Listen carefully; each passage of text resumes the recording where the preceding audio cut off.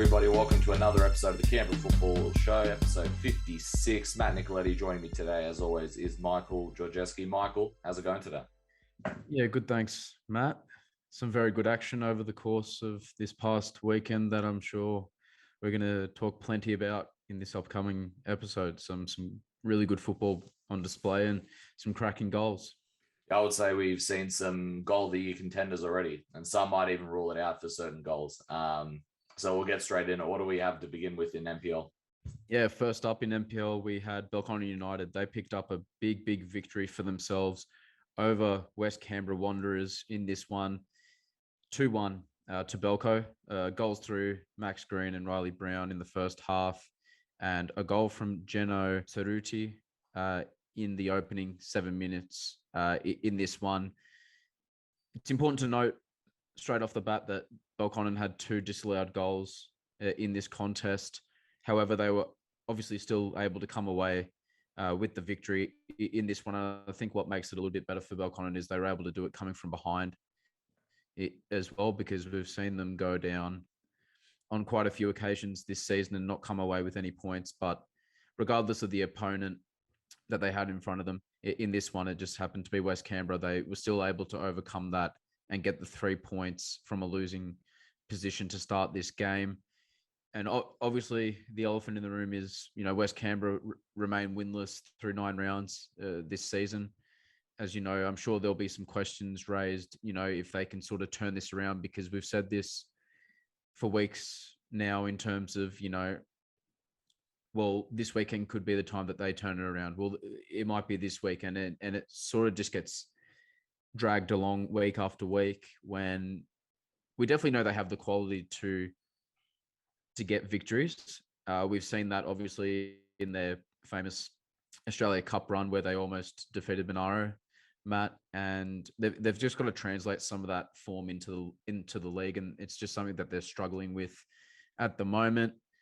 And, in terms of the game, they got the start that they would have hoped for from Cerruti inside the first 10 minutes of play, but like I mentioned at the top, Matt, they just weren't able to hold on to that lead, and they're still seeking their first win of the season. So we'll see in due time if they're able to turn it around from that perspective. And for Belconnen, they'll feel a lot safer, being away from that relegation conversation, especially now as we head into the second part of the season, where I'm sure that's going to be more of a topic of conversation amongst, the clubs outside the top 4. So getting the 3 points in this game is huge for them. And I'm sure Michael Zukowski, the coach, will be happy, not only with that sort of scenario, but also with the performance, his team were able to put together for the 90 minutes of play. And hopefully that's something that they can use as a springboard to get themselves some more wins and, who knows, get them closer to that top 4 if they're able to, keep putting, if they manage to actually put some victories together, because you never know what can happen in this competition, is certainly around the positions in and around the top 4, Matt. Well, Belco are only 2 points off the top 4 now with that victory. Yeah. So it's absolutely huge for them. In terms of West Canberra, like you said, you don't want to write them off because it's still such a long season, and they still have a match in hand. So against O'Connor, but that's not for another month. So that could always, play on their mind. Maybe if it came up this week, be a little different, but that's not for another month, that match in hand against O'Connor. But like you said, you don't want to count them off just yet. But if they don't win that match in hand and it's still 8 points the difference, it might be a little bit difficult. But anything can happen in this long season. But in saying that, though, it doesn't cap off a great week in terms of results anyway, considering the FA Cup literally just losing equalising in the last second, conceding, against Monaro in the last second. So a difficult pill to swallow, I would say, the last couple of weeks, even though their performances have been pretty good. But credit to Belco. They really needed this win in terms of, like you said, sort of trying to push away from West Canberra. And even though O'Connor still have a match in hand, they're only 2 points off that top 4. And that's not another month. So let's see what can happen. That'll give them heaps of confidence heading into the next couple of weeks. So like we said, after that Belco win against O'Connor, let's see if they can capitalize on this victory and try and make it, back-to-back victories, because that will do even more of a world of confidence for them. And and you mentioned those two goals that were disallowed. One of them was Max Green again, and he scored also. So he's been in absolute terrific form, hasn't he, since he has come back from that trial in Spain. All right, let's move on to a match I called with Russ on the weekend, 1-1 between O'Connor Knights and Canberra Olympic. Before we start, Michael, which name do you prefer, the Battle for O'Connor or the Barbecue Derby? Because they share the barbecue there. Have you heard this one? Yeah, to be honest, I'm a fan of the latter name, to be honest, the Barbecue Derby, because, it circles around food. So, we all love our food. So I'm going to say Barbecue Derby on this one. Let's go with that moving forward. Did you see Russ's Olympic tower they did for him? Essentially, yes, every meat. I did see that. I saw that on Facebook. That looked elite, didn't it? So literally everything they could put on a barbecue, they put in that burger for Russ. That was just before I got there, so he showed me the picture. But no, interesting. But since it's the battle for the barbecue, they already share the barbecue. So who has the rights to the barbecue since it was a draw? Like, is it just it's still shared barbecue, or I don't. Yeah. But that's the only thing. Well, what is the concept of the battle for the barbecue once it's a draw? But all poor jokes aside. This match, all square, like we said, in whatever you want to call the derby, literally the epitome of a close game, I would say. To begin with, Olympic probably arguably had a little more possession. O'Connor they didn't mind that. They pressed Olympic. They tried to hit on the counter. O'Connor opened the scoring through a brilliant piece of team play. When we talk about goals of the year, if you want to talk about plays, like, in terms of the play to get to the goal, this has to be up there. Niko Kresic put in a terrific ball, used the choppy pitch to its advantage in the way it sort of curled along to the next player. And then there was a 1-2 with Michael Adams, and then eventually ended up all the way back to Kresic, who put the ball in the back of the net. If you haven't seen this goal, go watch it. Fantastic piece of team play. Olympic replied, though, with immediately through Alan James, did a little neat 1-2 with the Heggie. Steinacker was essentially man marking Heggie, and Heggie once again smartly using his positioning, pulling back off. He knew when to drop. He knew when to move into space and put Steinacker off guard there. And 1-2 with Alan James, and he puts it in the back of the net. That sort of caps off what I thought. He was one of Olympic's best players on the day. Alan James has had, once again, another great season, and he was one of their best players in this game. But overall, in the second half, both sides sort of canceled each other out. They both had chances, but it was so even. But both shared possession, both had their chances. This is the epitome of a very close game, and this is one of those ones where I don't think many people can argue that a draw was the right result because it was just so close between these two. Do you have any thoughts on this one? I think quickly, it's, quickly becoming one of those games that you circle around the calendar in the NPL season anyway, when you consider derbies. And it was a great spectacle, a very close game, like you said, few and far between both teams. And, you wouldn't obviously be surprised that this one was to end up in a draw, considering where both teams are at this current moment in time. And our next match is Tigers FC up against Canberra, Croatia in this one. 1-1, the spoils were shared in this one, Matt. Nick Popovic struck for Tigers in the second half, and Ryan Keir opened the scoring in the first half for Canberra, Croatia. In this one, I think it's important to note that the goal for Tigers from Popovic came when Gerbisher was in the sin bin for 10 minutes. So I think that came at an absolutely crucial time for Tigers to grab their equaliser and obviously get themselves back into the game, because when you're in that position, if you have one of the opposition players being sent off to the sin bin, you obviously have a man advantage, and that's when you really see a time to obviously utilize that advantage that you have being a man up. And that's exactly what Tigers were able to do. And an absolutely crucial goal for them at that point of the game in terms of what it means for them going forward. But Canberra, Croatia stuck through Keir in the first 3 minutes of play, and you thought that Tigers would be in some sort of serious trouble having conceded that early. And sort of the recent struggles that they've been enduring this season. However, like I mentioned, they managed to get themselves back into the game, and they didn't obviously let that lead build for Canberra, Croatia, having them scored early. And, Popovic managed to produce a goal at such a vital time, and, they get an important point from that. But I think it's huge because, are we talking about this if Gerbisher stayed on the field? And we all know how important he is in the back line for Canberra, Croatia, and how great of a defender he is. But, in football, these things can happen and you have to deal with what's in front of you. And that's what was being dealt in front of Tigers. And they took full, they capitalized on their opportunity in that regard. A huge point for them moving forward at this sort of second part of the season that we're now into. Any quick thoughts, Matt, before we sort of move on to our next and last match of the NPL round? Daniel Barrett did get a red card as well in this one, so that'll mean they're without their of course, their striker next week against Monaro, which will be another big clash. I guess what's important for Croatia is that Monaro and Gungahlin end up as a draw, which means that there's no points difference at the top of the table, and they're the top three at the moment. So that is important for them as well.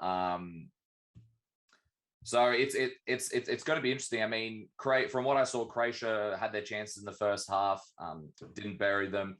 But credit to Tigers. We've mentioned before, like you mentioned, we've mentioned how they haven't had the best of form heading into this one. But even though it looked like Croatia had majority of the chances that first half, they were able to fight back and take advantage and beat what's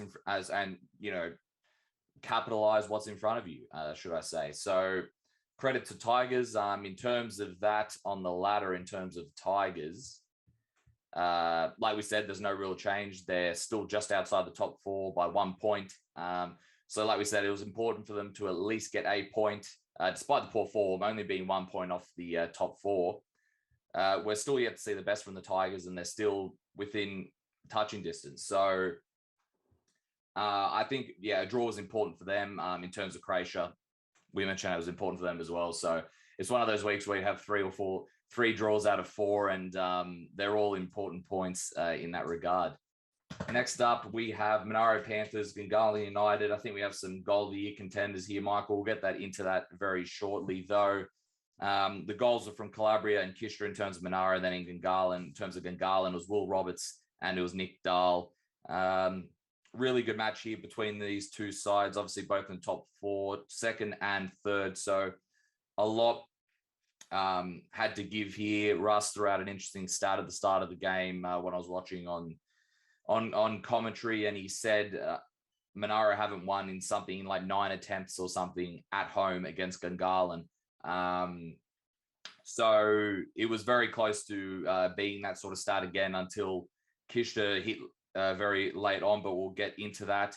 Like we said, Monaro have had to fight back twice into this one. So once again, we're seeing sort of, we've seen this a couple times now from Monaro, especially at home. Like we saw it in the FA Cup against Olympic. We saw it against West Canberra Wanderers at home, where they got a penalty right near the end. So we've seen this quite a few, and now. So we've seen this quite a few times from Monaro in that regard. So, it's important to sort of dig down deep when things aren't exactly going your way in that regard. Will Roberts opened that scoring with a great header. It looked like Gungahlin probably had the majority of the chances and probably had the tip of play in that first half, from what I saw anyway. And they made it count with that goal. Nick Dahl's goal was a response to Calabria's goal. And what about you, Michael? Is that your goal of the year so far, or it got to be up there? What an absolute killer of a strike from Dahl.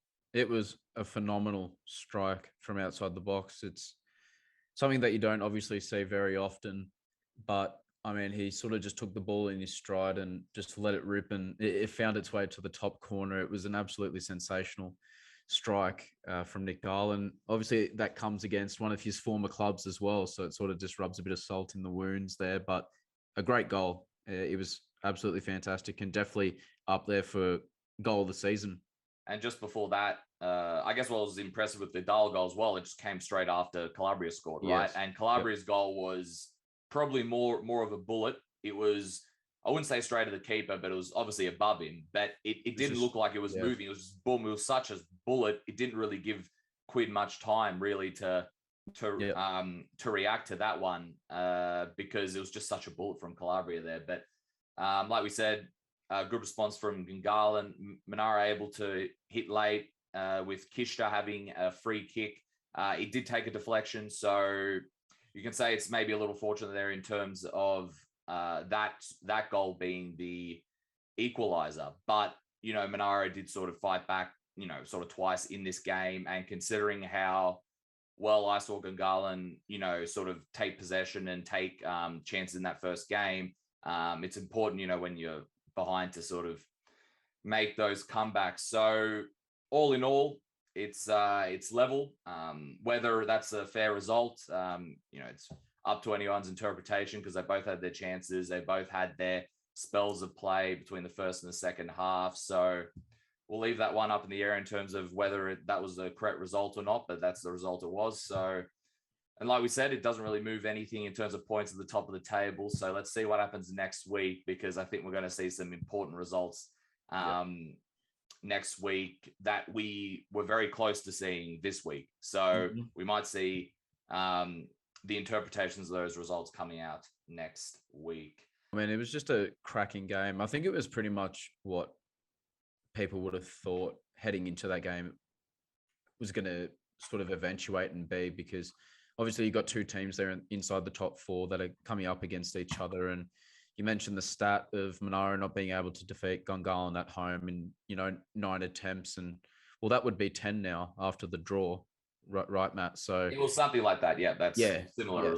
Yeah. So obviously a lot riding on Monaro's shoulders from that perspective to try and get over that hump, but they just weren't able to do it. But regardless, they rescued a point, and it was a phenomenal game. Some great goals, like we already dissected, and may that sort of continue going forward into the season, especially, you know, when you consider that these two teams could face each other in finals football, most definitely. So for round 10, we'll kick things off with West Canberra Wanderers up against Canberra Olympic, Saturday, 18th of June, 2:15 p.m. at Melrose Synthetic there in Woden.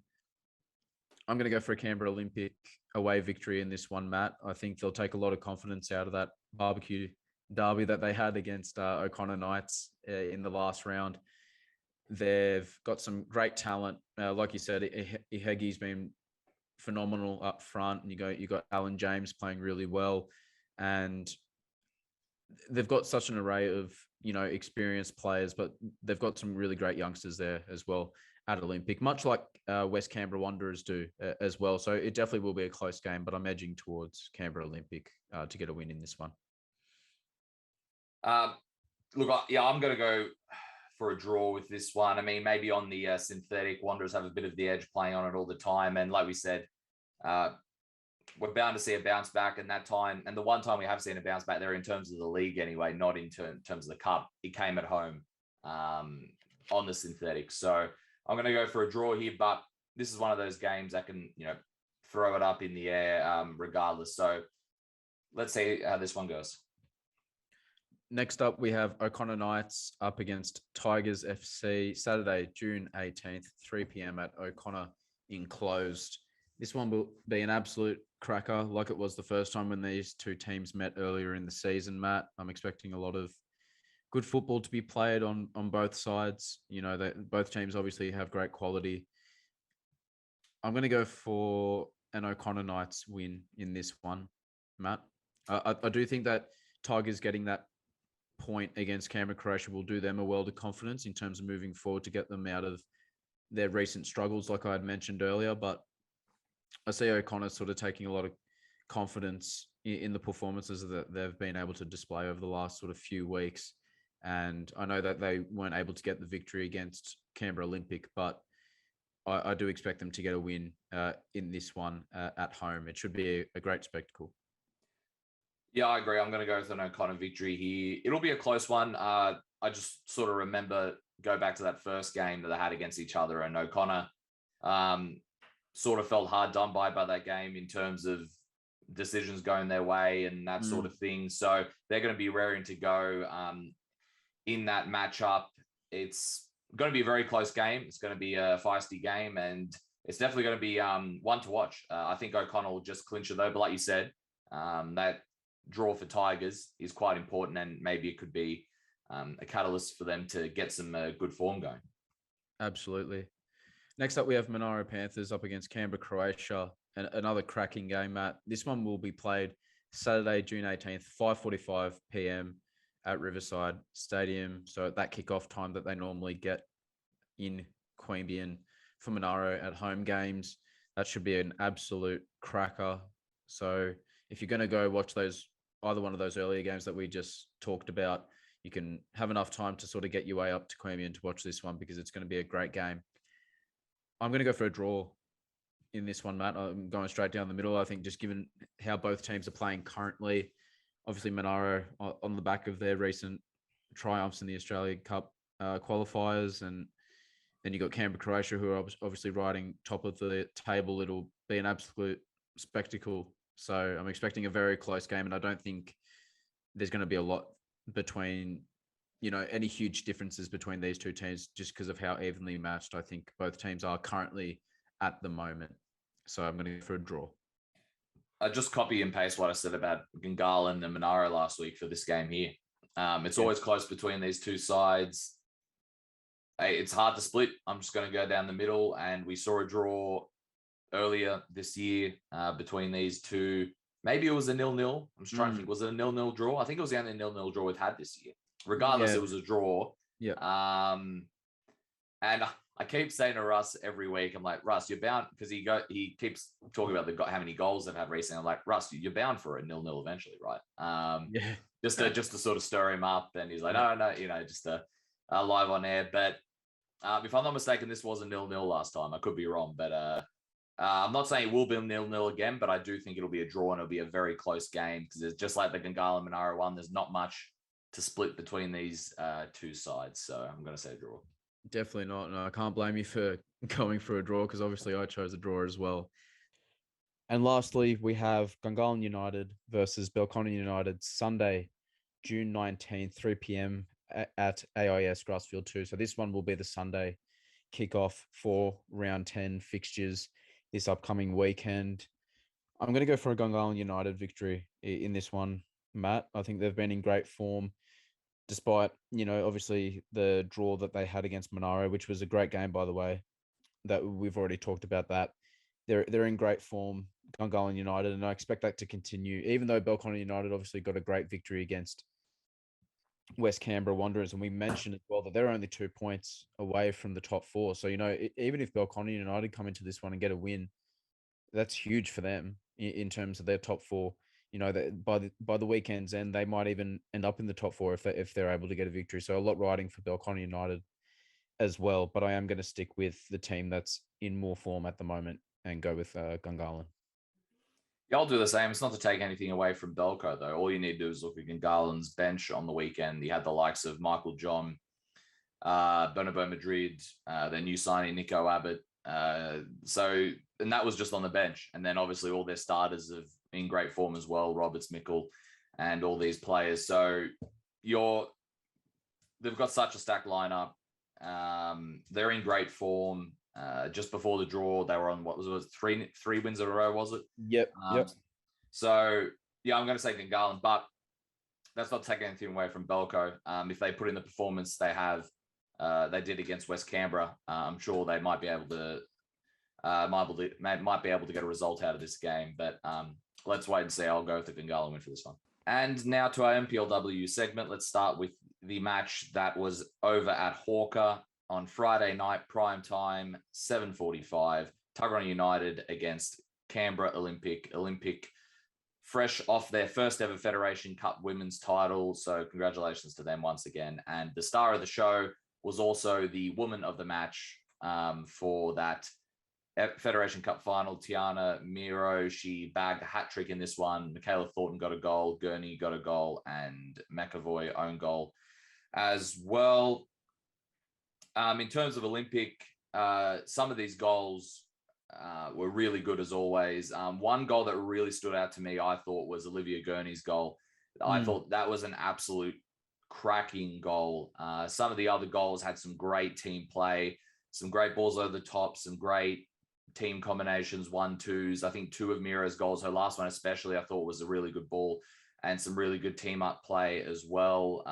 Thornton's goal, once again, that menacing drive from essentially the side of the pitch to come all the way across goals and hit it to the far post. There was some really good team goals there and really good backup from their win. There was no sort of, no sort of slow to get out of the gates sort of thing after such a big match and such a big high last week. They were immediately on the ground running because, like we said, I think you, Russ, and I said in the previews last week on the show, they're still 2 points behind Croatia. So I don't think there was any doubt they were going to try and hit the ground running at the very least. But to come out with a 6-0 victory against the Tuggeranong side as well, that has been improving. We've seen some really good performances, and they did have their moments in this game as well. But I guess in terms of Tuggeranong, when you're up against an inform Olympic, an Olympic that is raring to go, an Olympic that is chasing,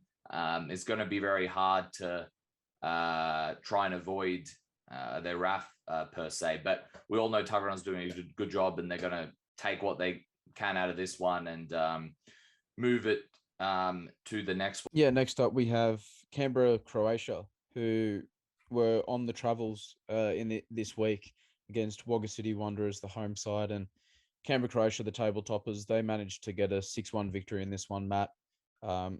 A great performance from them, as we're so accustomed to saying on this show week after week. And, they kept their place obviously at the top of the table, and they kept their unbeaten start through 9 games of the season.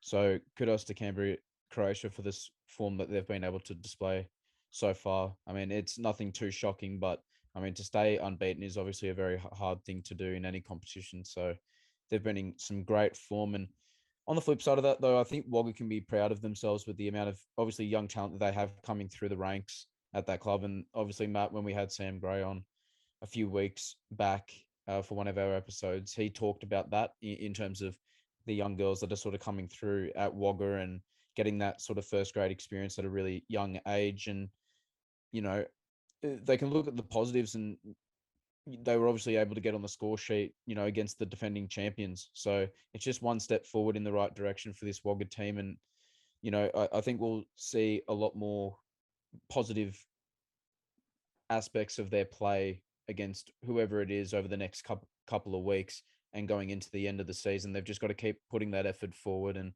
they're building towards something, similar to what Tuggeranong United is doing under Paulo Romero. So they've just got to keep on going in that regard. And, Canberra, Croatia in this match, they managed to do what they always do, Matt. And, that's play good attacking football. And, they can hurt you through, numerous players who obviously have the ability to put the ball in the back of the net. That's what makes them the strongest team in this competition. That's why they're the defending champions as well. They've just got an array of talent throughout that squad. So a great win for Canberra, Croatia. It keeps them top, and we'll see what the table looks like at the end of the season. But you can certainly expect Canberra, Croatia to be in and around, if not top of the table heading into finals. Yeah, once again, very good victory from Croatia. A few of the goals, Berkeley, I remember, had a good goal.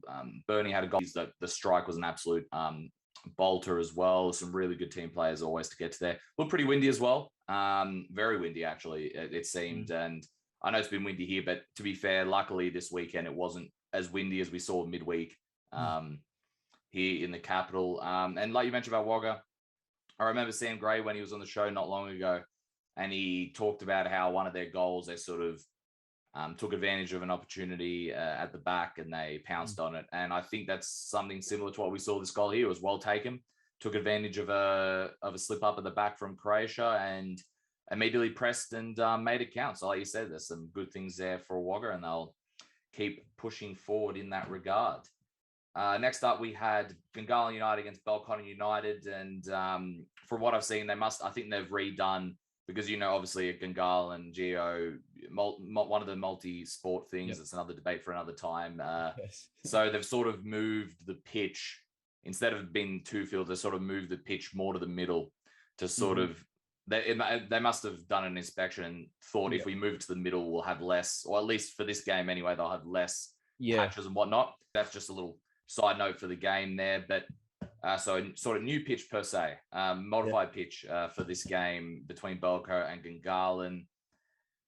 Huge win for Belco. Like we've mentioned, they were sitting fourth and they were sitting 3 points behind West Canberra, if I'm not mistaken. They are only, they should only be 1 point now behind West Canberra after West Canberra did get that draw. So it was an important victory for them, or maybe 2 points anyway. I'll cut that bit out. So important victory for them. It keeps them in touch with West Canberra, who got the draw. It keeps them, in that top four race.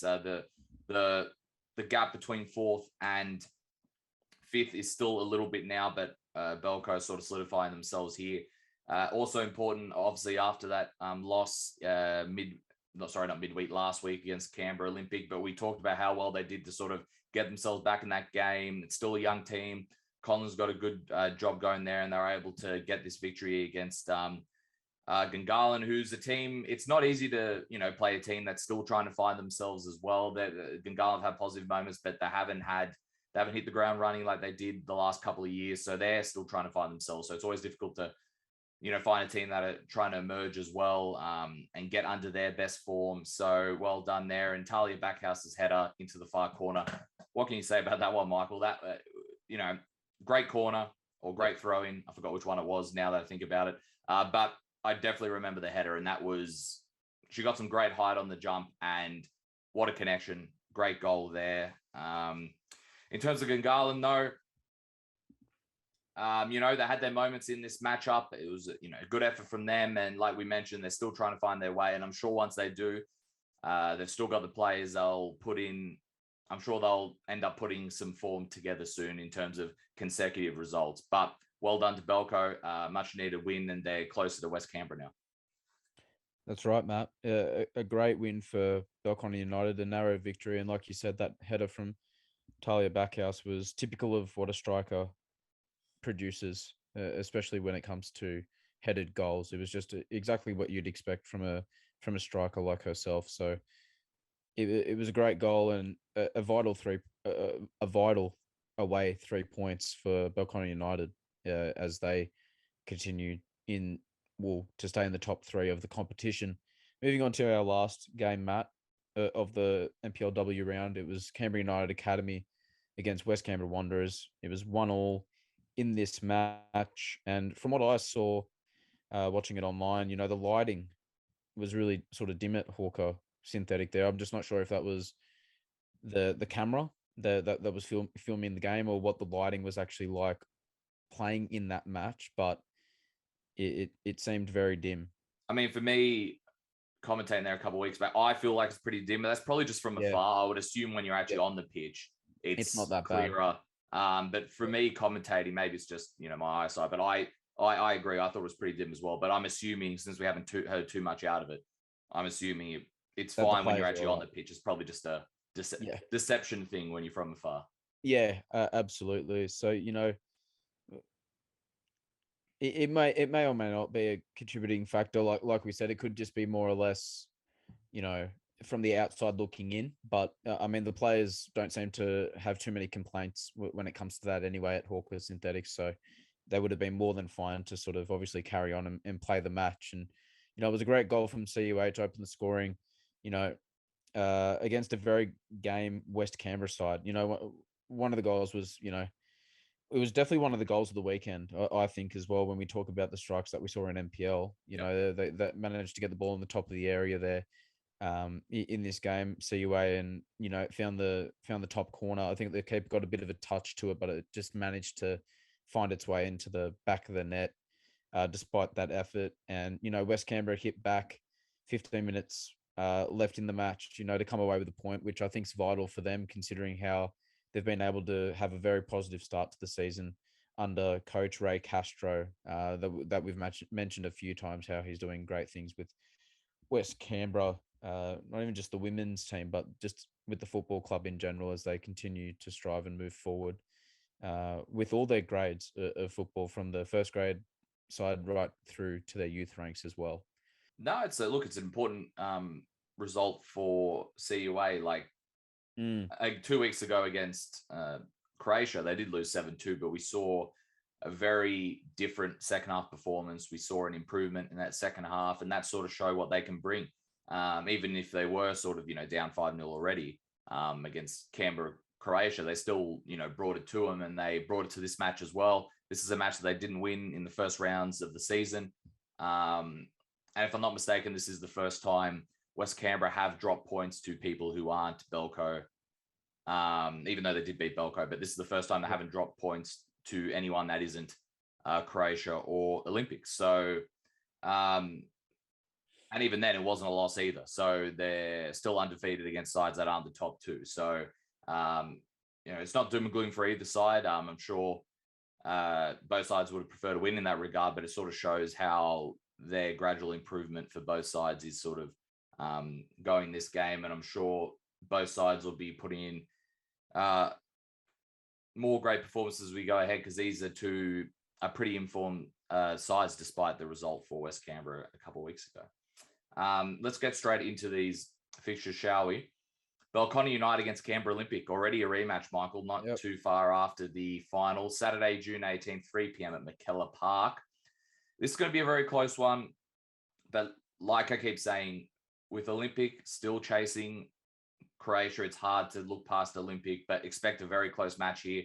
I'm sure Conlon will have a game plan off that final and off that second half, and he'll, try to get some points here, or maybe even get a win. It wouldn't surprise me if Belco can get the win. They've got the quality, but I just think that the desire from Olympic will be too much, considering the position that they're in. I feel like I'm going to repeat myself with this one, but it's just, in this position, it's hard to see Olympic drop points, any more points anyway at the moment, before the Croatia match.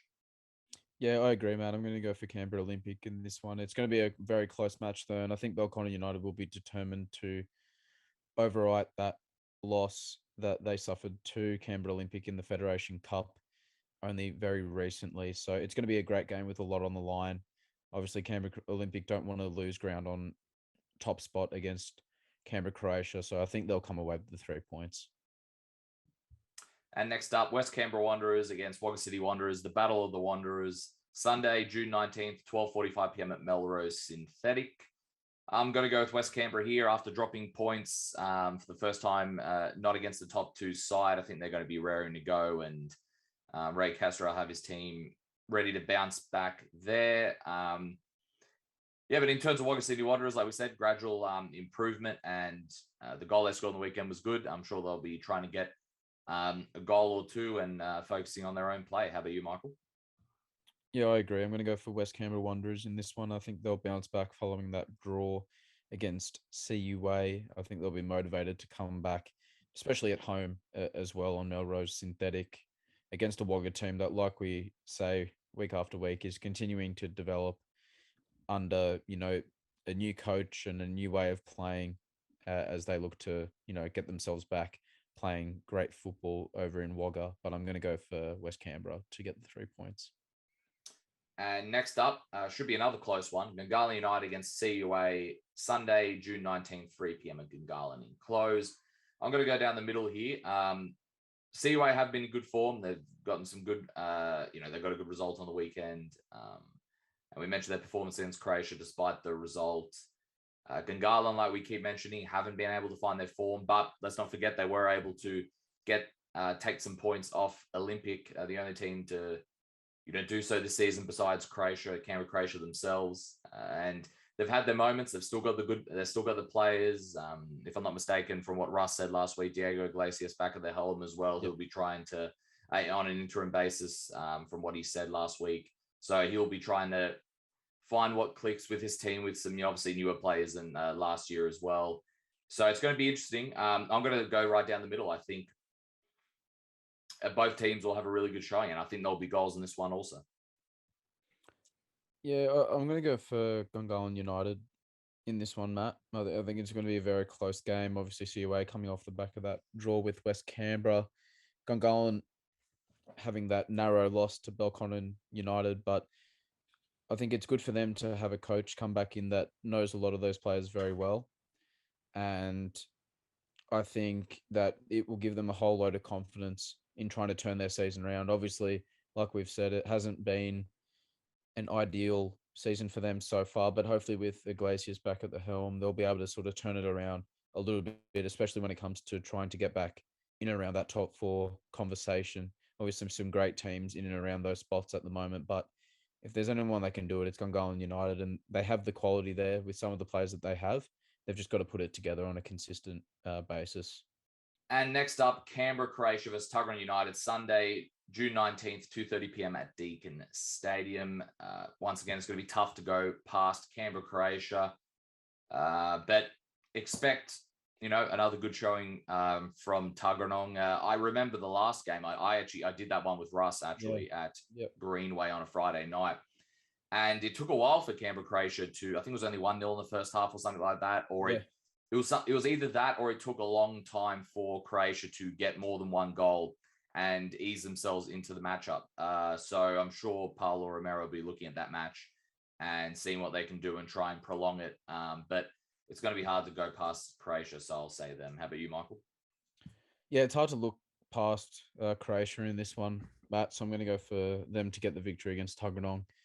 And, it's always hard as well when you consider how good Canberra, Croatia are at Deakin Stadium, which is their fortress. So I'm going to go for Canberra, Croatia in this one against Tuggers. And now it's time for our CPL segment of the show. Let's start, Michael, with Wagga City Wanderers against Weston Molonglo. 3-0 to the Wanderers. Big win for them as they bounce back from some heavy defeats over the last few rounds. So the week off and the week rest has done them well in that regard, preparing for what was a big matchup for them. More importantly, just forget about trying to turn away those heavy defeats. This result jumps them to 6th, Michael, above Yoogali, and now only 4 points off that top 4 as they head into that massive clash with Yoogali in the Riverina Derby this weekend. And also keeping a clean sheet, I think, as well after the last few results, will also be a good boost in terms of solidity heading into that big clash this weekend. Weston, though, still eluding their first points of the season. However, they made Wagga work for it, though, because Wagga didn't score until the 70th minute. And then in terms of Wagga burying the game, it didn't happen until the 88th minute. Jake Polongus, Mitchell, and Kalichi Alvaro scoring the goals there for Wagga City Wanderers. And once again, Jake Polongus scoring again. He's becoming a pivotal attacking cog of David Leonard's side. Who do we have next up, Michael? Yeah, next up we have Brindabella Blues, who managed to get a 1-1 draw against Canberra White Eagles. So a goal from Ward for the hosts in the 68th minute, and Kagler got on the score sheet for White Eagles just before halftime in that one. So all things even and square at Ipen Park in Corwell. Another draw between these two sides, who've shared the spoils recently, Matt. The draws mean both sides remain on the same amount of points from each other in terms of the difference between the two teams, obviously with the draw. However, ANU's victory, which we'll get into shortly, means White Eagles drop to 4th, 1 point behind the former. So obviously a lot going on in and around those table positions there with this draw between Brindabella and White Eagles. Despite some good performances from White Eagles, they don't really have the results to really show for that. They're coming off a defeat to Tuggies, which they felt maybe a little hard done by with the penalty that occurred in that game, and now they suffer a draw and drop to just behind ANU. In saying that, though, that they've shown that they have the quality in their performances to show that they can push further when they get the opportunities and the chances. Brindies, once again, they sort of cap off, they're improving week after week. Their form is going up. They're gaining big results with the top 4 sides this season. And, they're only 2 points off that top 4 now, and and Jamie Ward, popped up with his 6th goal of the season. So they're getting a bit of consistency in the goal scoring charts from a individual. It's capping off some terrific form from himself to obviously find the equaliser in that game. And, Brindis continue to compete in these games and gain results against the big boys of CPL, as we call them. So even with a few absences, they're still able to show a lot of heart and determination under Ray Junior. So, very positive signs for the Brindabella Blues. They keep getting better and better every week. And I think that's what showed in this match against a quality side in White Eagles. Next up, in terms of every match counting, this match has a huge impact on the league standings. ANU 2-1 victors over Queanbeyan City. Max Model and Hope with the goals for ANU, and then Abdullahi scoring the goal for Queanbeyan City. Queanbeyan opened the scoring through Abdullahi, who finished off a neat piece of team play, which cut right down the heart of the ANU defense. ANU struck back not long after those, successfully pulling off a quick free kick. I can't remember the last goal I saw from a quick free kick, Michael. So they quickly took the free kick, passed it between the defenders. It looked like some of the ANU defenders weren't expecting that free kick to be a quick one, and their Model goes through and scores the goal there. Both sides had their chances throughout the game, but what really encapsulated this victory was ANU scoring right at the depth. They went for a shot, defender cleared it, and the ricochet came off to Hope, who had it on the corner and was able to put it on the other side of the goal.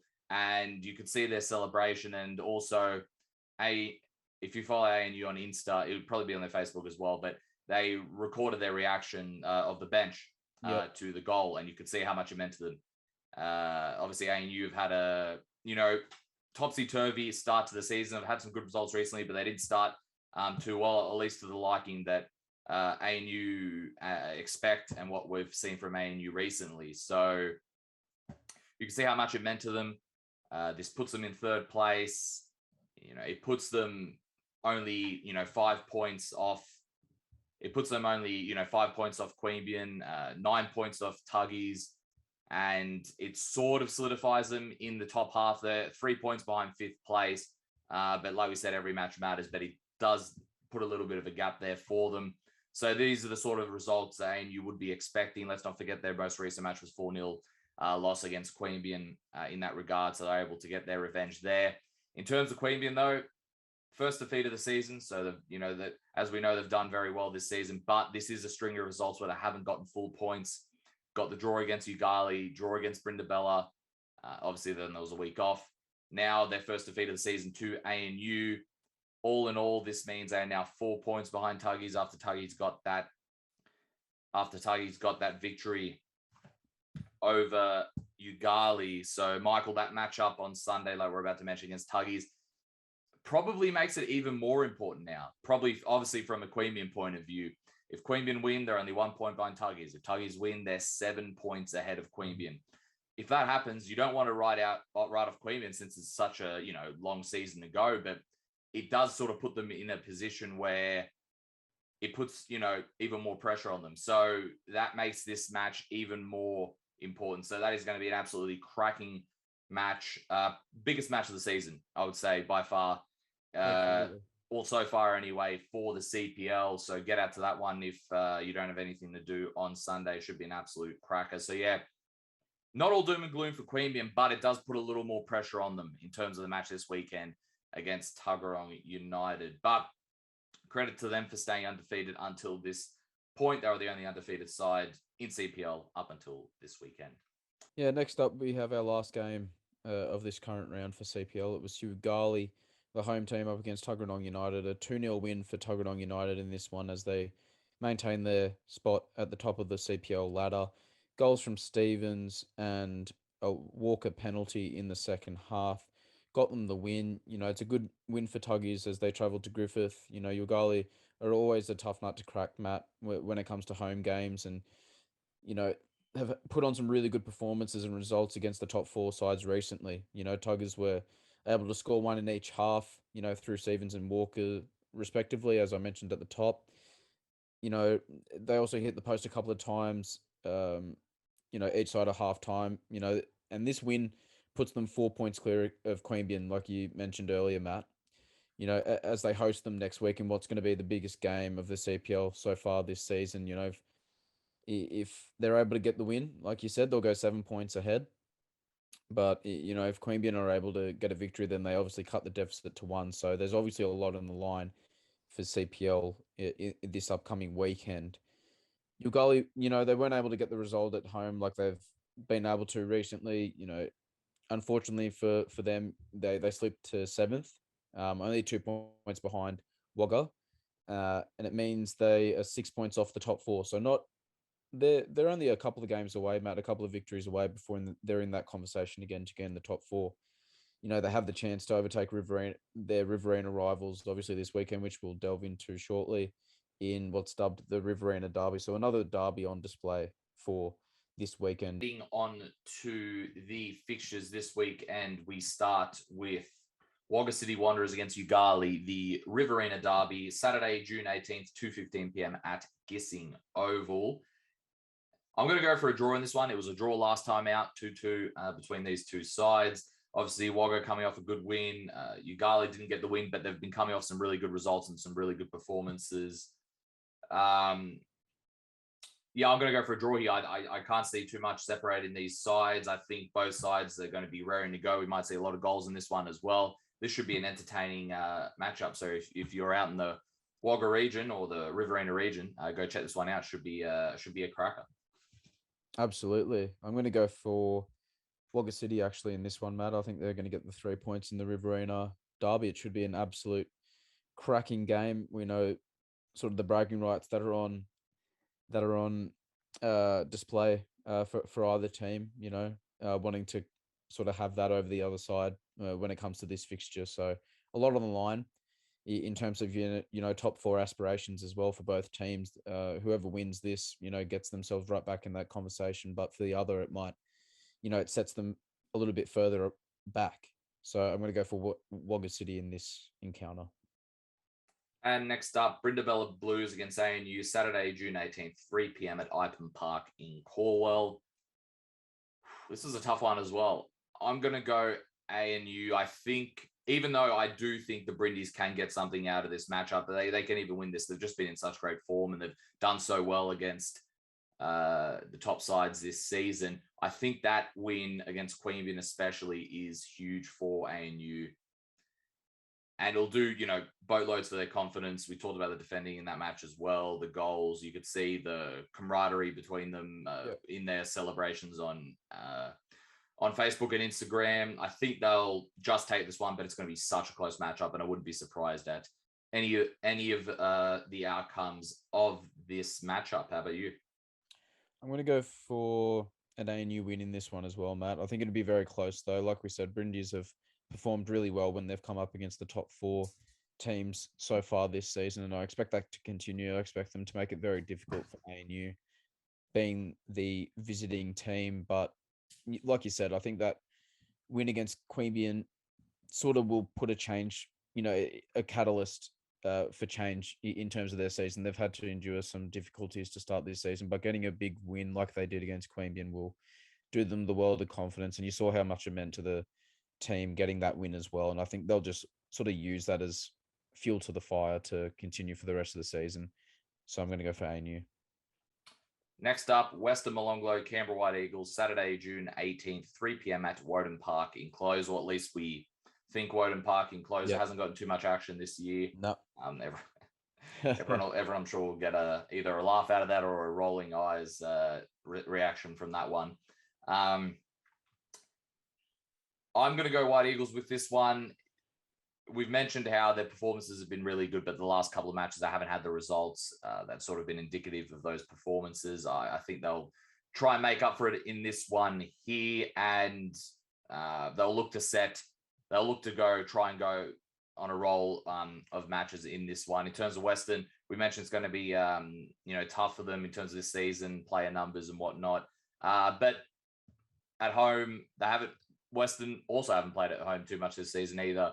Maybe at home, against their, the battle for Woden Park, maybe, with their backs against the wall, you might be able to see something here. But I think White Eagles are just in really good form at the moment. How about you, Michael? I agree, Matt. I'm going to go for White Eagles in this one. And we know the struggles that Weston Molonglo have endured so far this season. And it just becomes a case of if they're ever going to be able to sort of turn their fortunes around. But when we look at White Eagles, yes, they've had a couple of setbacks, but like we mention all the time, they do have quality in their team. And I think that's going to be on display this is a must-win sort of game for Canberra White Eagles when you look at it, Matt, in terms of staying in that conversation for finals, sort of, top four football. So I expect them to get the job done this weekend. Next up, I'm sure it's not. There's no one can really argue that. It's the biggest match so far of the CPL season. Tuggeranong United against Queanbeyan City, Sunday, June 19th, 3 p.m. This is so tough. I was actually going to do a U and throw it to you first, like you did to me three or four times last week. But yeah, I'll go with Tuggers on this one. I think their form coming into this will be important. It's going to be very close, but I just think their form heading into this will be sort of the tipping point of the match. But maybe you'll see Queanbeyan thrive with their backs against the wall, after the lead for Tuggies being extended over them. And we'll see that. But regardless, I think we're going to see an absolutely cracking match at Canberra. Absolutely, Matt. I agree. I was leaning towards Tuggeranong United in this one as well. I know that there is so much riding on this game, Matt, and we've already mentioned that it's going to be probably the CPL game of the season thus far. And you can expect absolute fireworks in this match. The quality that both of these teams possess, the form that Tuggeranong United have been in since being relegated from NPL to play in CPL football, they've been exceptional and dealt with it, the best way that any team and club can. So I expect them to continue that. It'll be a tough game. I certainly wouldn't be surprised if Queanbeyan were able to come away with a win for themselves in this one, when you especially consider the circumstances that they're already 4 points off. So there'll be a lot of motivation behind those players for Queanbeyan to try and cut that gap back. But I think given the form of Tuggeranong United and how consistent they've been and how great they've looked, I'm going to go with them in this one. All right, that is us for the week. Any last thoughts? Obviously, we've hyped quite a few games for the weekend there. We've seen some goal of the year contenders, and maybe for some flat out goal of the year already, even though we're approaching at around 10 now. Any last thoughts or anything you're looking forward to this weekend? Well, obviously there's a list of games across the 3 competitions that you got to keep an eye out for. So hopefully, people will be able to get out to various games and see some quality football on display. And, I know that I'll certainly be keeping an eye on things. And yeah, it's going to be another great action-packed weekend. And I'm sure we're going to have a lot to sort of talk about next time out. Everybody, enjoy your weekend, enjoy the football, and we hope you enjoyed your long weekend this weekend, and enjoy your first day back at work for those who are returning to work.